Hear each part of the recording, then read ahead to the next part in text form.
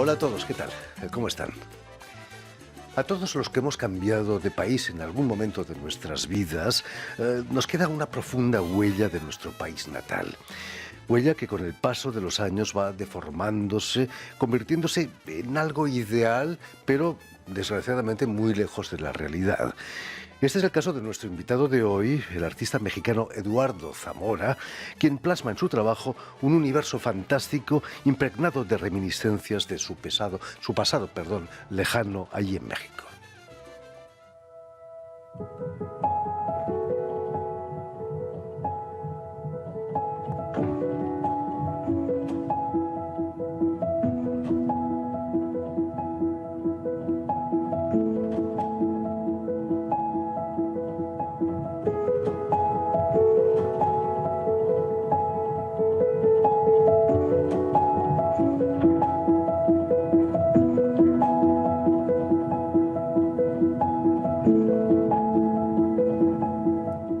Y precisamente para hablarnos de su trayectoria en el mundo del arte y de la exposición que acaba de inaugurarse en el Instituto Cultural de México, aquí en París, Eduardo Zamora ha sido tan amable de venir hasta nuestros estudios. Muy buenas tardes, Eduardo. Hola, buenas tardes. Bienvenido a Radio Francia Internacional.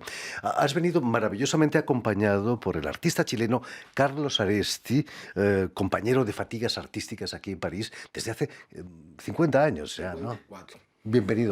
Bienvenido Carlos también Sí. aquí a nuestro programa. Permitidme que explique que Eduardo Zamora ha nacido en la localidad mexicana de Nuevo Laredo en 1942, si no me equivoco, pero que vas a vivir a principios de los 70 en un pueblo que se llama Tepoztlán, Sí. allí cerca del México DF, antes la Ciudad de México, del que tienes muchos recuerdos, ¿no? ¿Qué recuerdos conservas de ese pueblo? Claro, eso, pero mi experiencia que tuve yo en Tepoztlán, eso fue después de haber tenido la experiencia en Cracovia, cuando yo me fui ahí en Cracovia tuve una beca, estuve 2 años allá, viviendo en un sistema que es... Socialista. Un sistema comunista, ¿no? Por supuesto. Comunista, era la época Polonia. dura del comunismo. Yo me fui, yo pedí la beca con un amigo éramos compañeros de trabajo ahí en la OPIC, en el Organismo de Promoción Internacional de Cultura. Nos fuimos los dos, pedimos la beca, nos las dieron y estuvimos 2 años viviendo allá.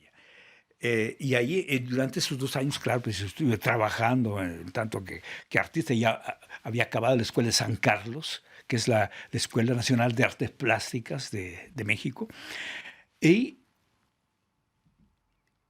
ahí en Cracovia conozco a mi mujer, conocí la que es hasta ahora mi mujer, una muchacha becada, una francesa también. O sea, éramos un grupo de estudiantes que pues nos unía la fantasía de la juventud, ¿no? Y bueno, nos casamos, tuvimos un hijo allí y cuando se terminó la beca dijimos, ¿qué vamos a hacer? Vámonos, pues vamos a México. Y llegamos de Cracovia, que es una ciudad relativamente pequeña en relación a México. Françoise mi mujer se llama Françoise, estaba totalmente atónita de ver el bullicio de esa ciudad, una ciudad que tenía ya en esa época alrededor de 20 millones de habitantes. Entonces decidimos irnos a Tepoztlán, es un pueblo que está a 70 kilómetros más o menos de México, a 15 o 20 kilómetros de Cuernavaca, que es otro pequeño pueblo lindísimo. Y ahí vivimos también, estuvimos 2 años, y eso me marcó también. Hace un momento estaba enseñando un cuadro y dije, ese es Tepoztlán. Y finalmente, Tepoztlán fue una experiencia muy rica para mí y que hasta ahora, después de 50 años, sigo impregnado de esas vivencias que yo tuve ahí. Esa atmósfera. Nos hablabas del OPIC, ese organismo de promoción. El OPIC es un organismo creado por Miguel Álvarez Acosta, que era un... que estuvo, él fue presidente o ministro, no me acuerdo bien, de Bellas Artes en México. Entonces, de pronto lo tuve como patrón y era un señor inquieto, de una belleza de espíritu increíble. Él era un poeta, escribía, venía al taller donde trabajábamos, venía todos los sábados y trabajaba con nosotros, hacía litografías, hacía grabados. Es cierto que copiabais los frescos de Diego Rivera, de José Clemente Orozco, sí, de tamaño natural. Sí, de tamaño. Hacíamos copias de los frescos de Diego Rivera que más tarde se enviaban a exposiciones temporales a Sudamérica. Entonces, ese era nuestro trabajo. O sea que estábamos como peces en el agua, ¿no? Nos sentíamos muy bien y además nos daba tiempo para trabajar nuestra propia obra, ¿no? Es una buena escuela, ¿no? La copia. La copia es una buena escuela, ¿no? Para un pintor.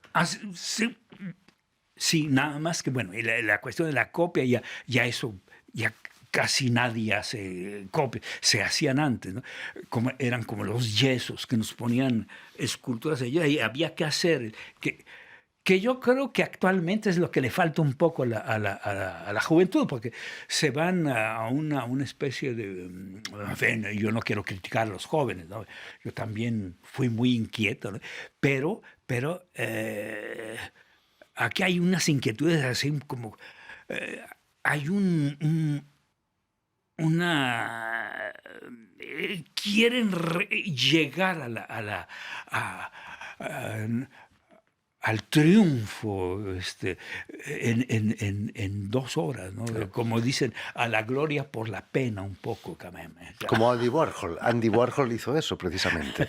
Allí en Cracovia vas a estudiar grabado, que está en las antípodas de los murales mexicanos, ¿no? Sí, bueno, pero es decir que el grabado nosotros ya hacíamos grabado, porque incluso hacíamos un poco en esa época la guerra a un organismo que se llamaba la Gráfica Popular en México, que era, de ahí salió Posada, que era un genio el tipo, con una imaginación extraordinaria, sobre todo con un juguete jugaba con la muerte, ¿no? en la imagen, claro. Entonces, había la Gráfica Popular y nosotros nos hacíamos llamar Gráfica de Fray Servando. Fray Servando no era porque éramos muy católicos, no, porque la calle donde estaba el taller se veía Fray Servando. No está mal. Bueno, eso fue mi vida ahí en el taller de Fray Servando. ¿Y con una mujer francesa? No. Eso fue antes. Eso es antes. Fue en el 68. Hubieron las Olimpiadas en México. Entonces nosotros participamos como artistas a una especie de a un concurso que se llamaba la Olimpiada Cultural. Entonces, de buena suerte, mi amigo, un compañero de trabajo, y yo nos ganamos un premio, de grabado, de pintura, no sé, en fin. Y de hecho, el premio no fue muy difundido así en publicidad, porque al mismo tiempo había un señor que se me quedó grabado para siempre, el Sargento Pedraza, que ganó también una carrera a pie, así de eso, no sé cómo se llama, la carrera a pie de 50 kilómetros. Entonces, en el periódico, la mitad del periódico estaba el nombre del Sargento Pedraza y nosotros nos buscábamos. ¿Dónde estamos, Rafael? Le decía yo a mi amigo. Y finalmente nos encontramos con una notita allá al fondo del periódico. Y dijimos, compañero, nos vamos de aquí.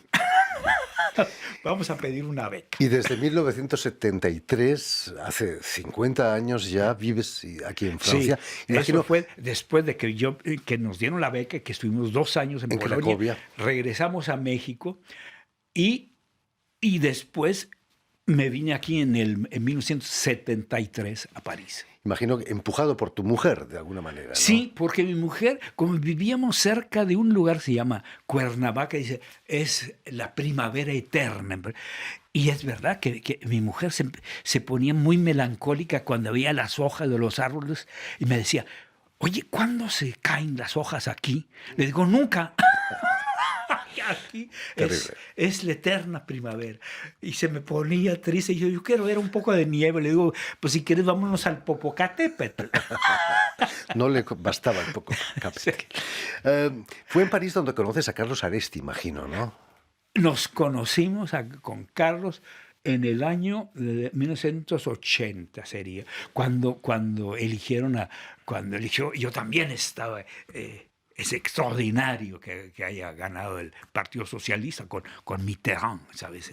Sobre todo cuando vino la intervención de la pena de muerte, cuando quedó totalmente anulada. Por supuesto. Eso fue nosotros en esa época vivíamos en Bastilla.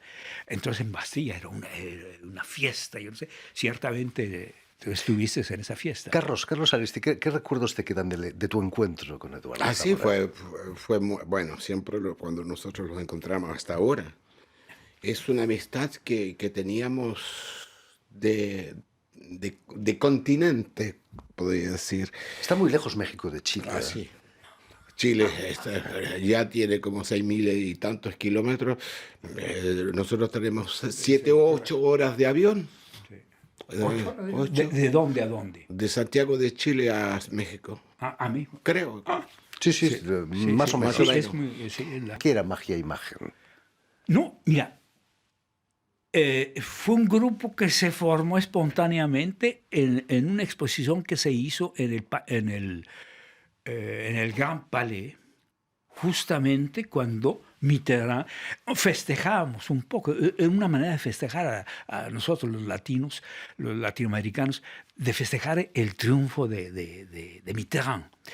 Entonces, incluso yo me acuerdo bien que estuvo la esposa de Mitterrand, incluso creo que tenía una hermana, que tiene una publicación. Justamente en esa exposición, acompañar a la señora de Mitterrand a hacer todo el recorrido de 3 kilómetros del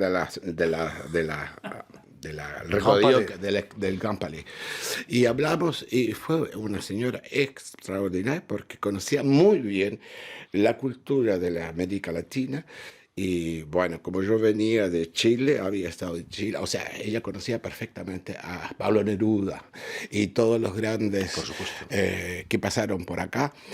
Y yo estaba sorprendido justamente que una primera dama, fuera tan cultivada. Naturalmente, no suele ocurrir en estos mundos de Dios. Volviendo a la pintura de Eduardo, en tu pintura encontramos mucha ironía, creo. Quizás es el peso de la tradición de la religión en México, quizás. De la religión, sí, claro. Nosotros hay un dicho, por ejemplo, que nosotros estamos muy lejos de Dios y muy cerca de los Estados Unidos. Demasiado, ¿no? Sí, sobre todo yo. Yo nací en Nuevo Laredo, que es a 2 calles de Estados Unidos, de Texas.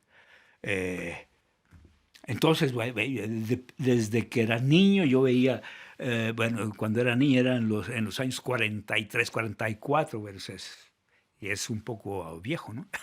Yo veía los soldados que pasaban al lado mexicano, que venían a descansar ahí de los horrores de acá, que se pasaban aquí en Europa, ¿no? Y había... no por estar en México estábamos lejos de la guerra, no, estábamos muy cerca, porque en el Golfo había muchos submarinos que no sabíamos de dónde venían. Entonces había una base aérea en el lado americano, o sea, a 20 minutos a pie de mi casa, llena de aviones. Entonces, bueno, todo eso está claro, estaba bien escondido en mi pasado y de pronto, no sé, le tengo un odio a la guerra tremendo, como le tengo ese odio en este momento, lo que está sucediendo, ¿no? Terrible. Es el horror. Pero me hablas de ironías. Yo no conozco un pueblo más irónico que la Francia, que Francia. Por supuesto. Se habla de tu pintura como de ironía onírica. Onírica. ¿En qué sueñas por las noches? No, ahí es donde yo le decía a Carlos, ¿sabes qué? Poner a hablar a un pintor de su pintura es como poner a Marcel Proust pintar sus libros. Difícil. Ahí Marcel se va evidente. No. Entonces no sé de dónde viene toda esta imagen, ¿cómo se dice? Imaginería, claro, sí. Imagería claro que vienen de los museos. Yo adoro el Louvre, como yo adoro el Prado, ¿sabes? Nadie es una generación espontánea, ¿sabes? Nadie nació pintor, se hace uno en la vida o se deshace. Ese es La muerte también está muy presente en tu trabajo. Sí, eso yo creo que eso es en todo mexicano está. La muerte está detrás, siempre. Pero siempre. no como algo negativo, ¿no? Forzosamente. No, porque en México, por ejemplo, el Día de Muertos, el 2 de noviembre, se celebra en los cementerios, la gente va a cenar en las tumbas, van a acompañar a todos los difuntos. Y es una cosa muy linda cuando lo ves en la noche, ves todas las luces. Eso está muy ancrado, ¿cómo se dice? Ancrado en tu corazón. En el subconsciente de cada mexicano. Y ahora expones en París, en el terreno mexicano, en tierra mexicana, en el Instituto Cultural de México. Para ti es como cerrar el círculo, quizás. Bueno, ¿no? lo que estoy exponiendo es una pequeña retrospectiva. Son varios años de trabajo, pero que no son las últimas obras. Las últimas obras están ahí. No sé, estuvo una de las chicas que representa el instituto, vino a escoger todo y yo decía, no, esta no, sí, no, yo prefiero, en fin, ella fue ella es la culpable de la exposición. Y de hecho, tiene muy buen gusto y de otro hecho, yo soy malísimo para colgar un cuadro. Yo no sé cómo ponerlo. Es imposible. Mi amigo Carlos, él me ha colgado varias exposiciones porque es un experto realmente en esa cuestión. Y Fantástico. bueno, yo muestro cosas que son de hace 10 años, cosas de hace 5 años y cosas de este año. Para este año, del año pasado, Carmen. En fin, pues ya lo saben, tienen una cita en el Instituto Cultural de México, aquí en París, para la exposición consagrada a Eduardo Zamora, que estará abierta, si no me equivoco, hasta el 4 de abril. Hasta el 4 de abril, sí, claro. Ya será primavera aquí en París. Muchísimas gracias, Eduardo, por haber estado aquí con nosotros. Sí, gracias. Muchísimas gracias, Carlos, por haber acompañado a Eduardo. Permitidme también que dé las gracias a Julián Leng y a Vanessa Loiseau, quienes se han ocupado de la realización del programa. Y también saludar a nuestros telespectadores, porque también los tenemos, que nos siguen en toda América Latina, desde Santiago de Chile hasta México, gracias a la cadena Unión Continental Latinoamérica y también de la red TAL, que reúne televisoras públicas y universitarias de América Latina. Y a ustedes, muchísimas gracias por su atención y les damos cita para una nueva edición de El Invitado de Radio Francia Internacional.